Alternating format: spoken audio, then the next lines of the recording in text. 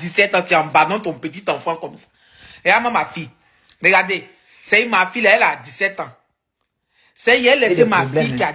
Au lieu de marcher, vous n'avez pas de, comment dirais-je, université dans votre pays.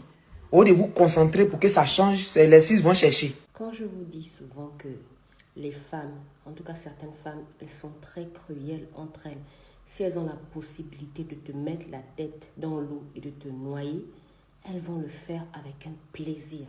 Voilà une qui est mère, qui connaît les douleurs de la grossesse, les malaises et autres, qui connaît les douleurs de l'enfantement et qui vient pour casser du sucre sur une femme qui vient de perdre son enfant, qui n'a même pas encore récupéré la dépouille de son enfant, qui n'a même pas encore même vu une dernière fois le corps de son enfant, qui est en train de faire toutes les tractations pour faire revenir son enfant. Et il y a quelqu'un qui sort de nulle part, qui vient lui casser du sucre dessus et qui ose venir la traiter d'irresponsable. Tu l'as aidé à payer le billet pour envoyer son enfant là-bas. Et même si c'est un pays raciste, je suis désolée, la plupart de ces pays-là, que ce soit la Turquie, la Tunisie et autres, ils viennent souvent faire des journées portes ouvertes dans nos ministères, dans nos écoles, dans nos lycées, pour qu'on aille dans leurs écoles. On ne part pas là-bas gratuitement, on paye pour y aller. Et que je sache, tu ne l'as pas aidé à payer. Et les gens qui passent le temps à dire que oui, c'est une mère irresponsable, elle aurait dû faire revenir l'enfant. Vous pensiez qu'elle avait peut-être 900 000 ou 1 million dans son compte pour payer le billet pour faire revenir son enfant. Fallait l'aider donc à payer son billet.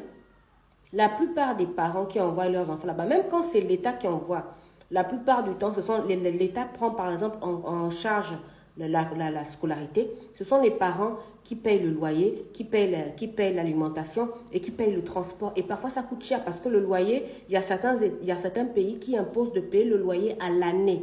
Donc, si par exemple, le loyer coûte 300 000, tu fais 300 000 fois 12, ce que tu dois payer, sinon l'enfant n'aura pas de loyer, n'aura pas un logement. Donc ça, et il y a la plupart des parents là, qui envoient peut-être leur enfant sans l'aide de la bourse, parfois ils prennent même les tontines. Donc dès qu'ils ont la tontine, dès que ça tombe, ils partent directement verser pour payer la scolarité toute l'année, ou bien pour payer le logement toute l'année. Et après là, ils se débrouillent avec leurs petites miettes, parfois même ils ont eux-mêmes du mal à manger ici au Gabon. Et c'est toi qui te permets de venir parler d'irresponsable, de traiter d'irresponsable une mère qui vient de perdre son enfant. Et ce qui me tue encore dans ça, ce sont ces abonnés qui osent venir dire que oui, même Love Gougou, il a été clashé par Bob Lee quand il a perdu son fils. Donc même vous trouvez ça normal. Quand on clash quelqu'un qui vient de perdre son fils, la personne est déjà par terre. Vous venez encore sauter sur son corps pour qu'elle soit sous terre. Après, quand elle va faire une dépression, on va dire que non, c'est la folie. Vous trouvez ça normal. Et puis de un, je suis désolée, Bob Lee et Love Gougou sont des personnalités publiques. La maman de Dina n'est pas une personnalité publique. Je ne sais même pas si elle a des réseaux sociaux. Elle n'est jamais venue s'asseoir sur un réseau social pour insulter les gens. Elle n'est jamais venue s'asseoir sur un réseau social pour créer du contenu. Donc, comme elle a perdu son enfant, maintenant, tout le monde va sortir de la savane, de la forêt pour venir l'insulter. Même les gens qui ne l'ont jamais aidé, acheter même un morceau de pain à son enfant, vont venir parler sur sa vie. C'est ça qui me choque souvent avec les gens. Les gens qui ne t'ont jamais même aidé à payer même l'électricité chez toi, vont venir parler sur ta vie. Et vous encouragez ce désordre-là. Vous encouragez ça. En tout cas, Leslie Choco, j'espère que le karma ne va jamais te toucher. J'espère parce que ce plaisir que tu as vraiment à t'en prendre à cette femme et que tu as même fait plusieurs vidéos, je ne sais pas si tu as supprimé parce que j'ai regardé, apparemment tu as supprimé certaines d'entre elles. J'espère que le karma ne va jamais te toucher. Je l'espère. Et c'est elle qui vient montrer, voilà ma fille de 17 ans, je ne l'ai pas envoyée à l'étranger. Tu n'es pas à l'étranger là. La France là-bas, c'est ton pays d'origine. Il faut aller élever tes enfants dans ton pays. Ça, c'est ton pays. Si toi, tu as voulu aller te chercher ailleurs, je ne dis pas que la Côte d'Ivoire est un mauvais pays, mais à un moment, tout le monde a envie d'aller se chercher ailleurs. Si toi, tu as eu envie d'aller te chercher ailleurs, c'est normal que la mère puisse vouloir mettre toutes les chances du côté de son enfant pour aller se chercher ailleurs parce qu'elle se dit que peut-être là-bas, il y a de meilleures écoles, il y a de meilleures conditions de travail.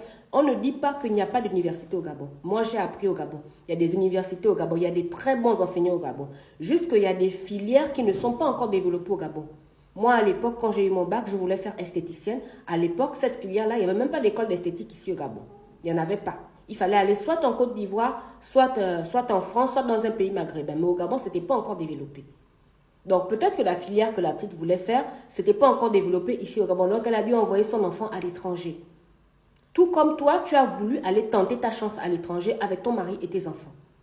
Donc, tu es très mal placé pour venir parler de la vie de quelqu'un alors que tu ne l'as même pas aidé à aider son enfant, à élever son enfant depuis que son enfant est né. Mieux ferme ta bouche. Et les abonnés qui vont venir prendre sa part là, je vais tous vous insulter. N'importe quoi.